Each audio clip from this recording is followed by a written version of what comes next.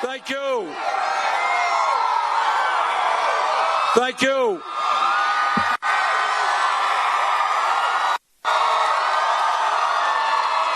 Thank you. Let me introduce my wife, Jane.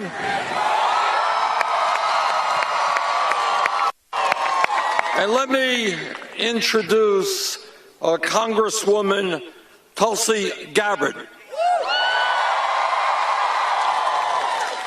And I'm grateful the Congresswoman is here, not just because of her great work in Congress, not just because of her service to our country in the military in Iraq, but because of her strong views and leadership role in Congress in making certain that our country never gets into wars that we should not be fighting. So, Congresswoman, thank you so much for all that you have done.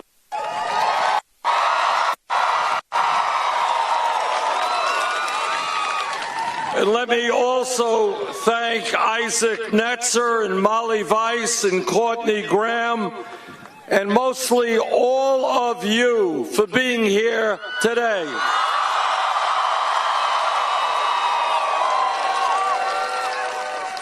You are the future of our nation. And it is... You like the hat, huh? All right.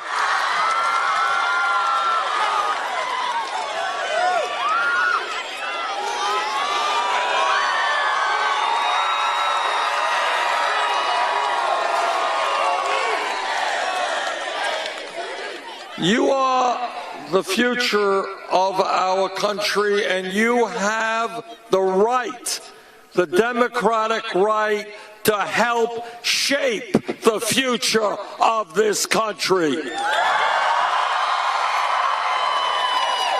Now, I know that Florida is big football country, right?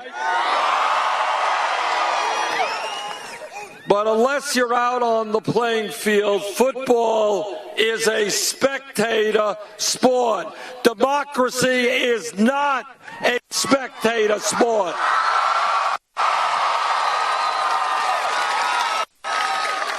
And if we are going to change this nation, we have got to do it together.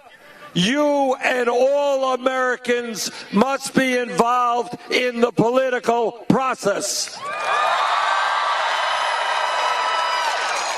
Now, here's the truth. And what this campaign is about is telling the truth. And the truth is that there are people in Washington and in corporate America who do not want you to be voting. They do not want you to participate in the political process. They want you to think that politics is dumb. Somebody else should do it. What we are fighting for right now is to determine whether it is the people of this country, all of us who determine our future, or a handful of wealthy campaign contributors.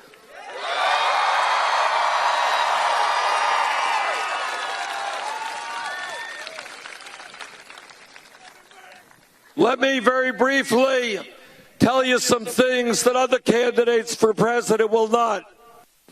Number one, we have today a corrupt campaign finance system which is undermining American democracy. What democracy is supposed to be about is one person, one vote, not billionaires buying elections.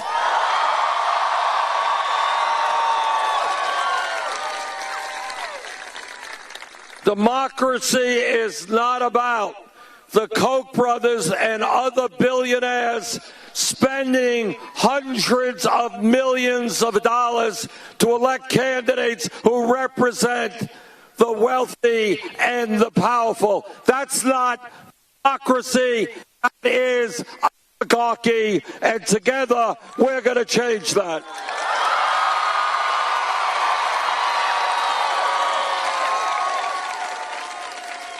I want anybody here today, whether you're progressive, conservative, moderate, to feel that you can run for office, if that's what you want to do, without begging wealthy people for campaign contributions.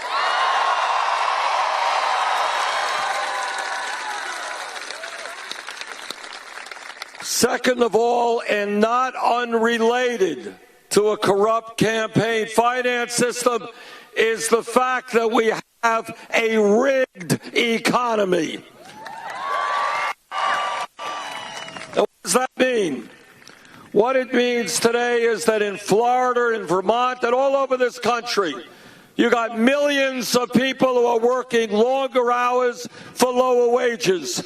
You got 47 million people living in poverty. You got mom working, dad working, many of you are working, and yet 58% of all new income is going to the top 1%. What a rigged economy is about is that the United States today has more income, wealth inequality than any other major country on earth, and it is worse today than at any time since 1928.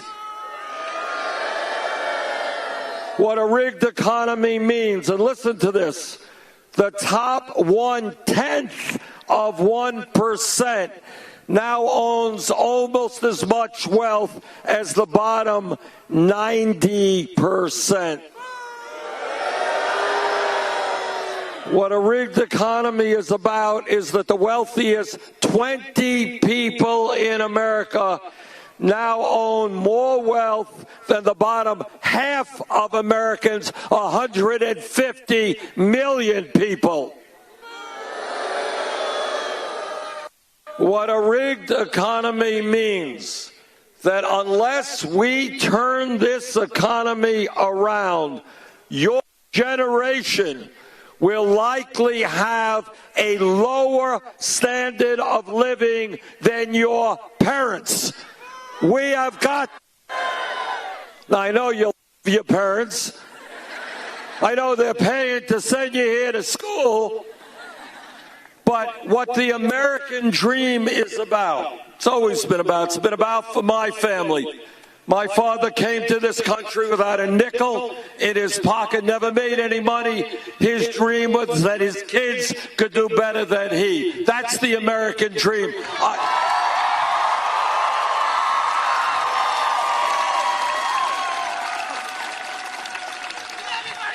I want your kids to do better than you, and I want you to do better than your parents.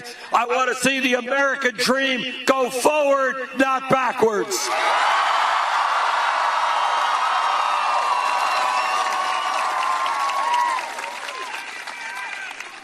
And here's another truth. It's a harsh truth.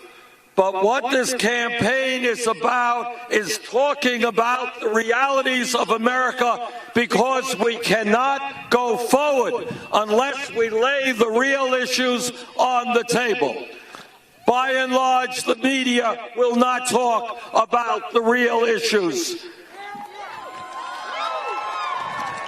And you and I have to. And here's another real issue. In America today, we have a broken criminal justice system.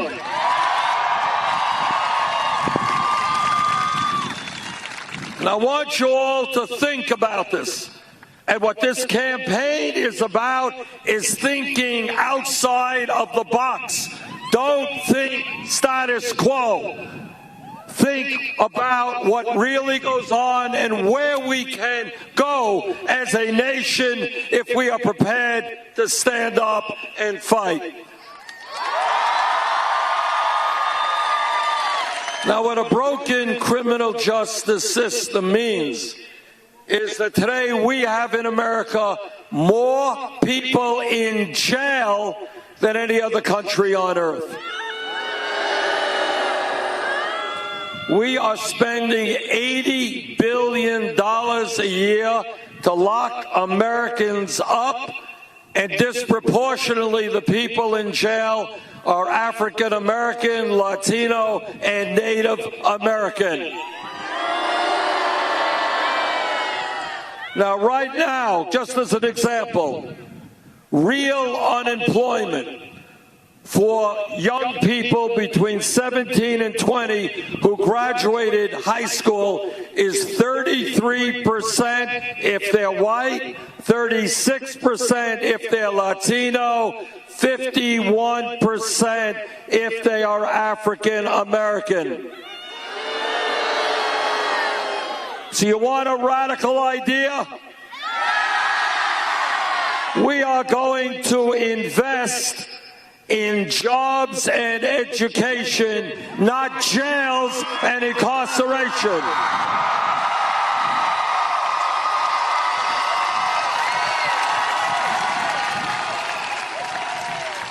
I want our young people to be working or studying, not seeing their lives destroyed in jail. And when we talk about criminal justice reform, we've got to be talking about reforming police departments all over this country.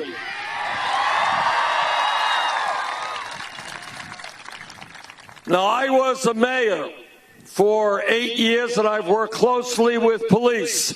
And the vast majority of police are honest, hardworking, and they have an enormously difficult job.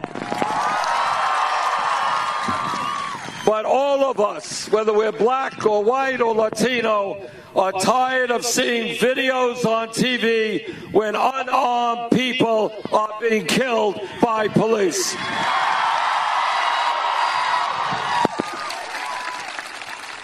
And that is why a police officer who breaks the law, like any public official, must be held accountable.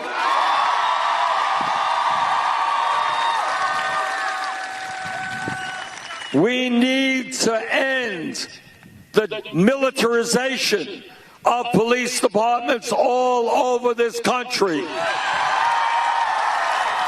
Police departments should not look like occupying armies. They should be part of the community they serve. We need to make police departments look like the diversity of the communities they serve. We need to understand, when we talk about criminal justice reform, that drug addiction, alcohol, substance abuse, these are not criminal issues, they are mental health issues.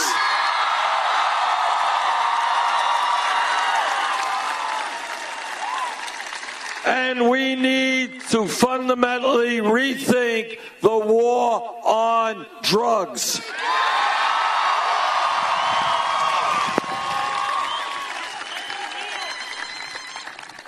Now, under the Federal Controlled Substance Act, marijuana and heroin are considered Schedule I drugs. I think that is dumb.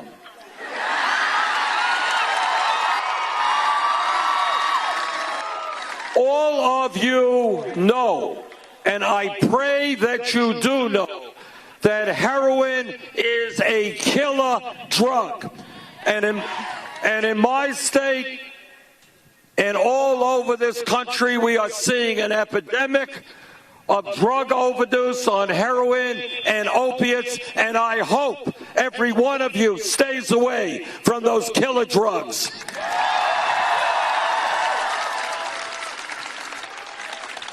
But the truth is, you can argue the pluses and minuses of marijuana, but nobody thinks that marijuana is equivalent to heroin. And that is why I've introduced legislation to take marijuana out of the Federal Controlled Substance Act.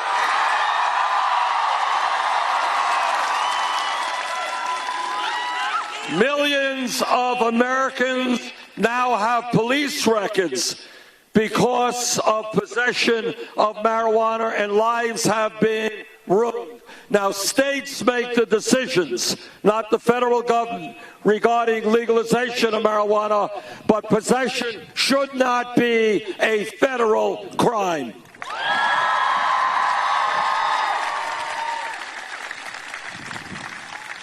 And when you look at the issue of marijuana, it becomes laden with racial overtones, because it turns out that whites and blacks do marijuana at about the same rate, but blacks are 4 times more likely to be arrested than whites. That's wrong.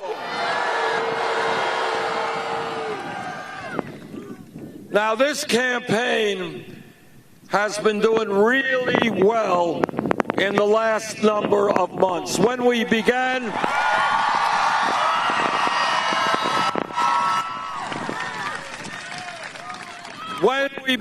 we were at about 3% in the polls. We're about 60, 70 points behind Secretary Clinton. As of today, we have already won 9 states.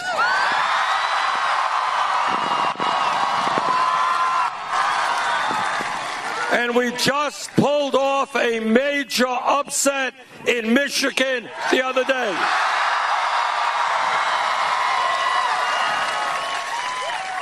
And on Tuesday, we got 5 states coming up, including Florida. If you guys come out to vote, we're going to pull off an upset here as well.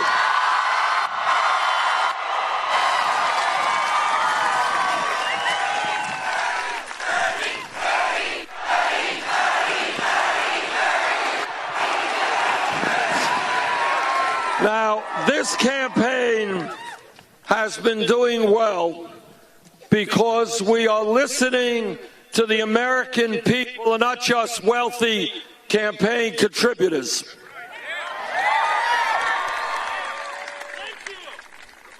And what the American people are telling us as we go around the country and we talk to workers is that workers cannot make it on $9 or $10 an hour. They believe, and I believe, that the federal minimum wage of $7.25 an hour is a starvation wage. It's got to be raised to a living wage.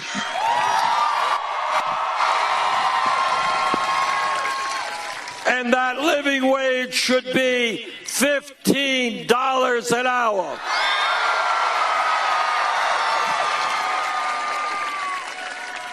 And when we talk about equitable wages, I hope every man here today will stand with the women in the fight for pay equity for women workers.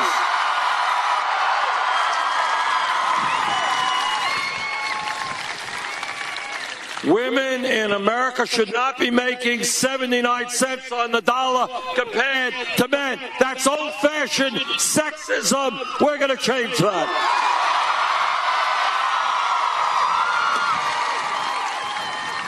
This campaign is listening to the men and women who have put their lives on the line to defend us, veterans who demand decent health care and decent benefits, and we're going to give it to them.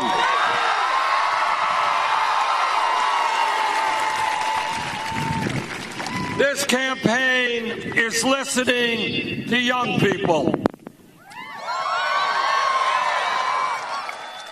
What I hear from young people is, why is it that they've got to leave school, leave college, leave graduate school, $50,000 or $100,000 in debt?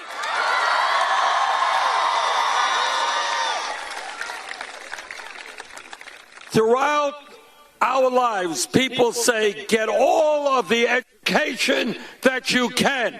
It's good for you, it's good for your country, and that is right. People should not be punished for getting the education that they need. They should be rewarded.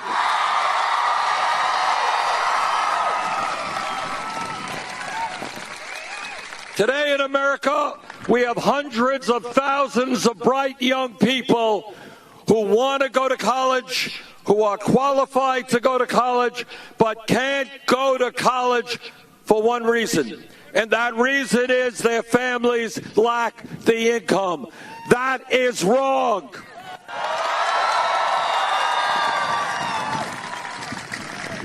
Now, 50 years ago, when we talked about public education, it was great to talking about free education, first grade through 12th grade. The world has changed. Today, a college degree in many respects is the equivalent to what a high school degree was 50 years ago. And that is why I believe that when we talk about public education today, we've got to be talking about making public colleges and universities tuition free.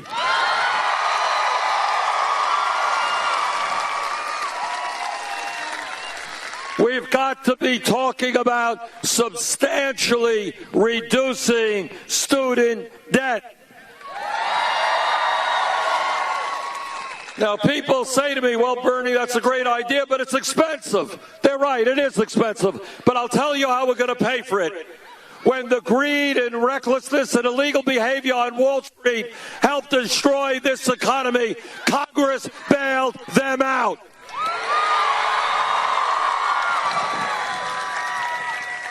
I believe that we should impose a tax on Wall Street speculation. It's Wall Street's turn to help the middle class today.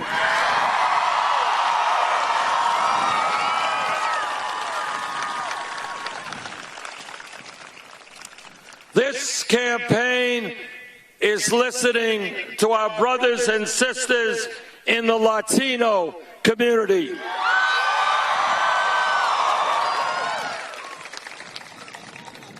And what they are saying is they are tired of living in the shadows, living in fear. They want comprehensive immigration reform and a path toward citizenship. And they are right. That's what I will fight for as president. And if Congress does not do its job and pass comprehensive immigration reform, we're going to use the executive powers of the president to do everything we can.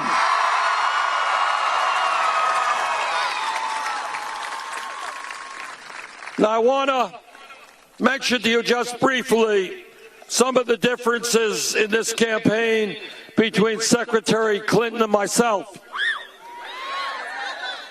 Number one, Secretary Clinton thinks that the appropriate way to raise money is to have a super PAC and raise $15 million from Wall Street, raise millions from the fossil fuel industry, and millions more from the drug companies. Well, that's not the way we raise money in our campaign. Our campaign, up till now, unbelievably, has received over 5 million individual campaign contributions Not from Wall Street, not from the drug companies, not from the fossil fuel industry, but from ordinary Americans. Anybody here know what our average contribution is? $27.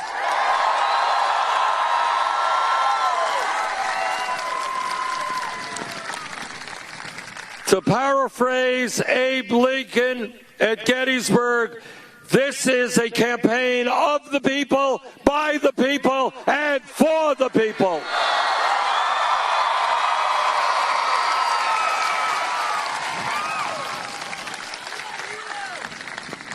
As Congresswoman Gabbard just told you a moment ago, Secretary Clinton and I have some very different points of view regarding foreign policy. The most important foreign policy decision made in the modern history of this country was the war in Iraq. I listened to what President Bush and Vice President Cheney and all the rest had to say on that war. I believe they were not telling the truth. I voted against that disastrous war.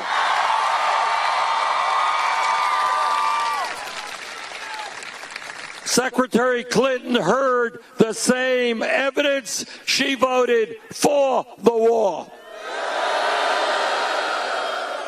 Thirdly, when you talk about the decline of the American middle class, has a lot to do with trade policies. I believe that corporate America has got to start investing in this country, not just in China and low-wage countries all over the world. I have opposed every one of these disastrous trade agreements, which have cost us millions of decent-paying jobs. Secretary Clinton has supported almost all of them. That's a real difference.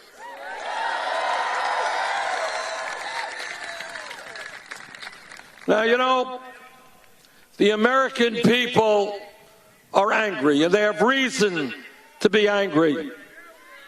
They're working longer hours for low wages. They're seeing almost all new income and wealth going to the top 1%. What this campaign is about is creating an economy that works for all of us, not just the people on top.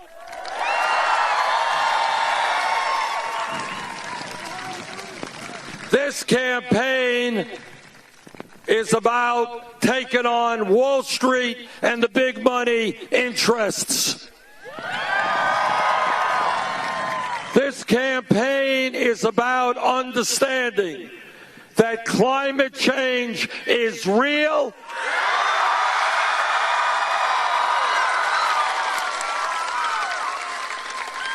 That climate change is caused by human activity. And that climate change is already causing massive problems in this country and around the world.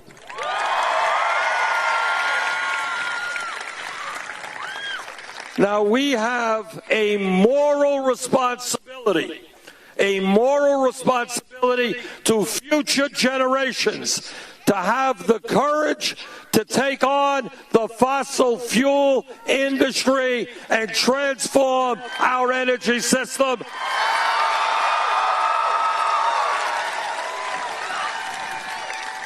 This state of Florida can help lead the country in solar power.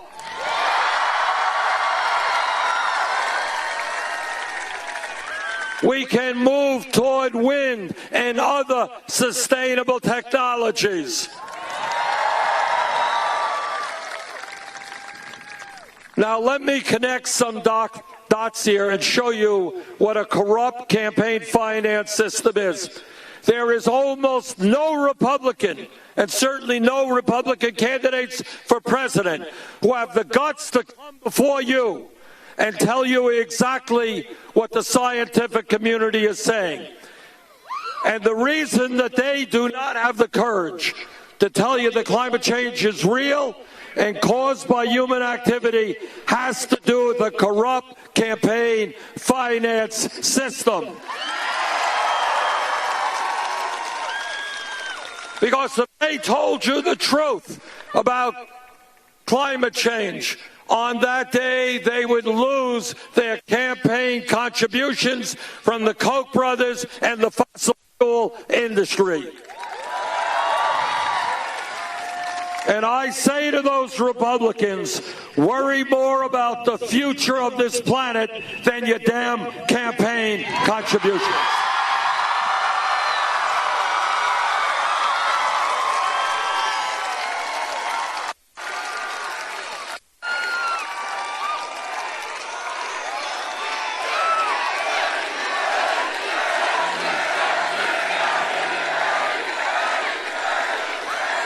Now, a lot of Republicans go campaigning around the country and they talk about family vows. I want everybody here to be crystal clear what they mean by family values. And what they mean is that no woman here today, no woman in Florida, no woman in the United States, according to their family values, should have the right to control her own body. I disagree.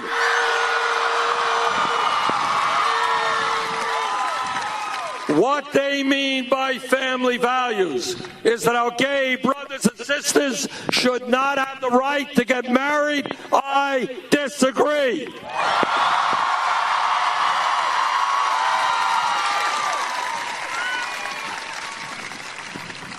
When I talk about family values, they're very different values than Republican values. My values are ending the international disgrace of the United States being the only major country on earth not to guarantee paid family and medical leave.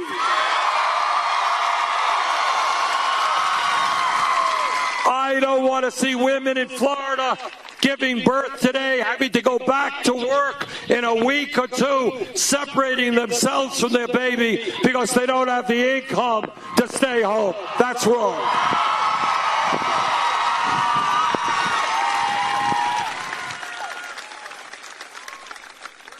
Now, I have been criticized for thinking too big.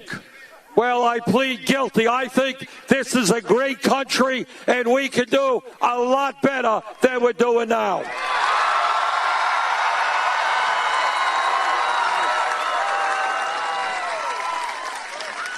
My Republican colleagues believe that at a time when millions of seniors, and many in Florida, are trying to get by an $11,000, $12,000 a year Social Security, they believe we should cut Social Security benefits.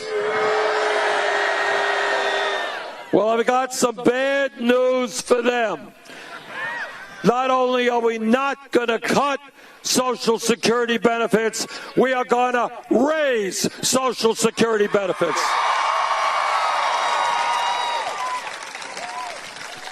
A senior citizen, a disabled vet, can't make it on $12,000, $11,000, $13,000 a year.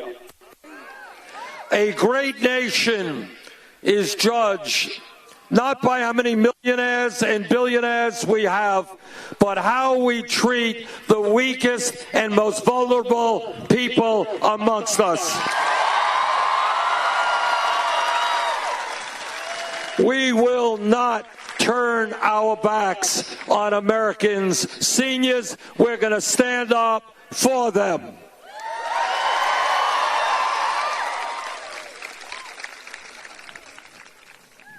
Every major nation on earth, the United Kingdom, France, Germany, Italy, Holland, Scandinavia, Canada, you name it, every one of these countries manages to provide health care to all of their people.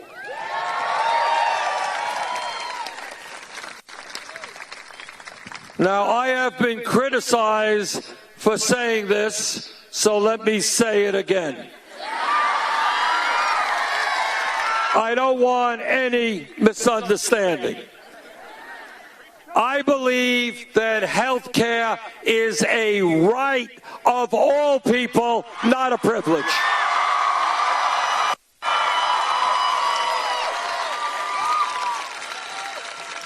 The Affordable Care Act, and I'm on the committee that helped write it, has done a lot of good things, but we can do better. Today, 29 million people have no health insurance. Many others are underinsured with high deductibles and high co-payments, and we are being ripped off by the pharmaceutical industry that charge us the highest prices in the world for prescription drugs. And then to add insult to injury, we end up paying much, much more per capita than do the people of any other country for health care. That is why I believe we must move to a Medicare for all health care system.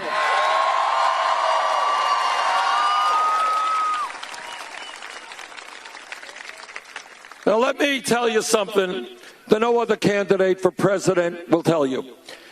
And that is that no president, not Bernie Sanders or anybody else, can do what has to be done for the working families and the middle class of this country alone. Can't be done. And the reason for that, and I hope you all understand this, is that the power of Wall Street, which has endless supplies of money, the power of corporate America, the power of the corporate media, the power of wealthy campaign contributors is so great that no president alone can stand up to them. That's the truth. The only way that we bring about real change in this country is the way that change has always occurred in America. Real change never takes place from the top on down. It's always from the bottom on up.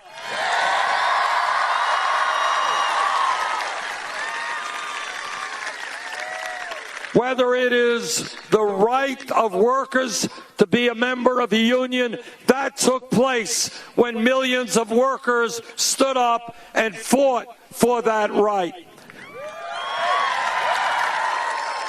Whether it is the civil rights movement, when for hundreds of years, millions of African Americans and their white allies said, America will not be a racist, bigoted country.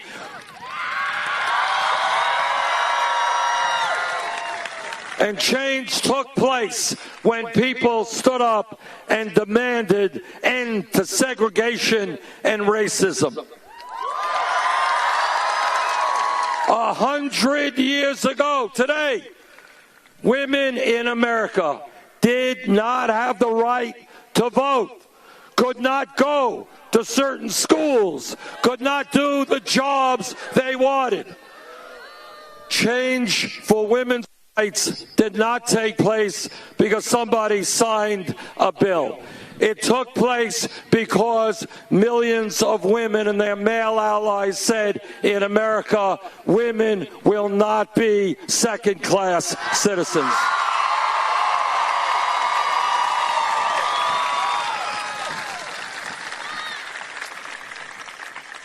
If we were here 10 years ago and somebody stood up and said, you know, I think that gay marriage will be legal in 50 states in this country by 2015, the person next to him would have said, what are you smoking?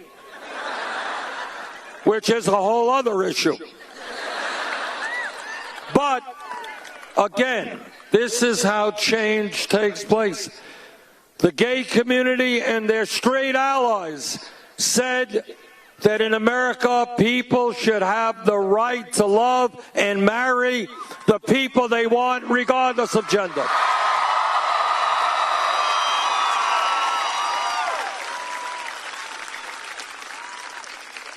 What's my point? My point is real change always takes place when millions of people look around them and they say, you know what, the status quo is not acceptable. It is not acceptable that women are not treated equally. It is not acceptable that we have racism in this country. It is not acceptable that gay people do not have the right to marry. We're going to change it. And that is where we are today.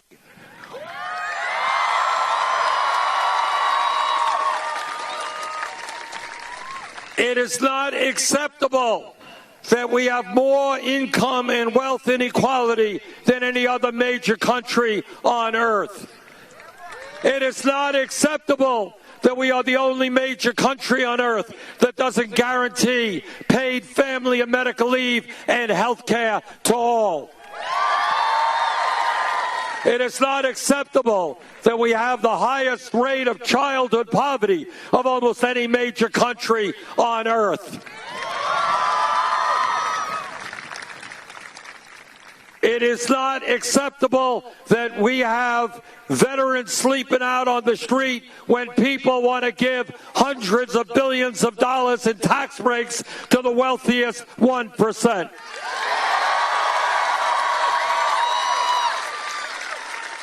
It is not acceptable that millions of people in this country are being crushed by outrageous levels of student debt. It's not acceptable that when the scientists tell us we have a short window of opportunity to transform our energy system, that we are not moving as aggressively as we should.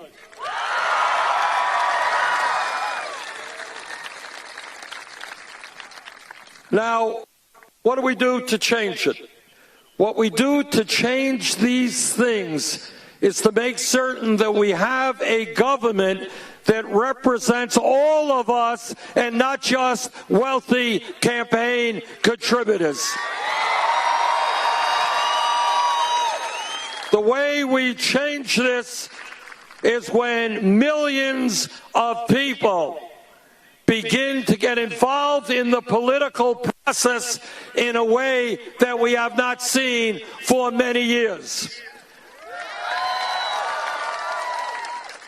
Every person here today is enormously powerful if you choose to use your power.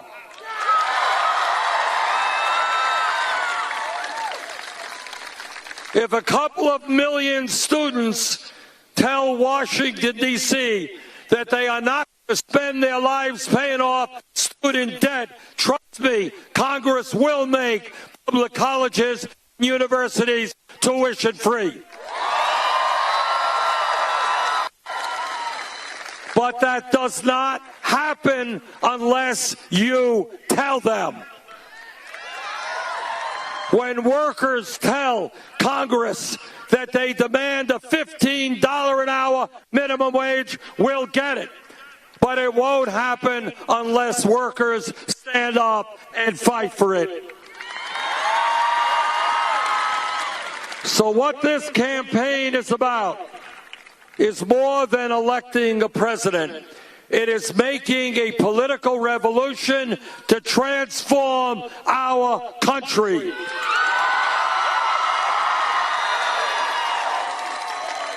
And you are a part of that revolution.